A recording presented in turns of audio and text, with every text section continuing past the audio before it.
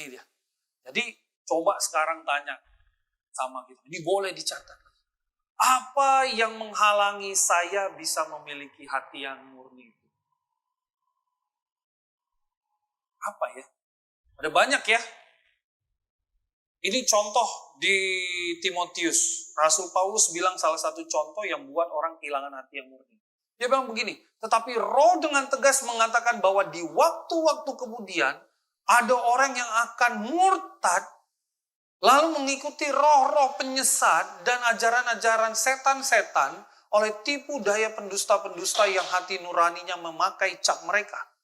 Mereka itu melarang orang kawin, melarang orang makan makanan yang diciptakan Allah supaya dengan pengucapan syukur dimakan oleh orang yang percaya dan yang telah mengenal kebenaran. Coba Bapak Ibu bayangkan, ada begitu banyak hal yang bisa buat kita terhalangi punya hati yang murni.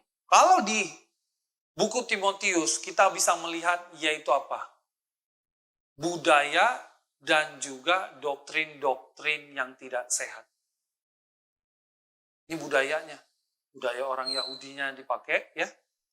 Lalu yang kedua, doktrin-doktrin yang masuk dari ajaran yang dicampur-campur sehingga contoh nggak boleh kawin lah dan sebagainya itu dimasukkan segala macam doktrin itu, jadilah hal-hal yang menghalangi punya hati yang murni.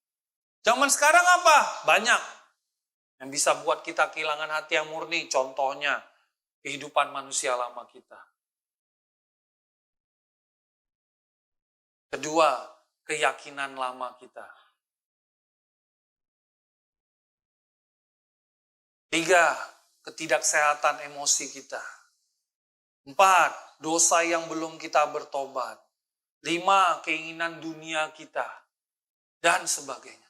Ada begitu banyak hal yang bisa buat hati kita nggak murni.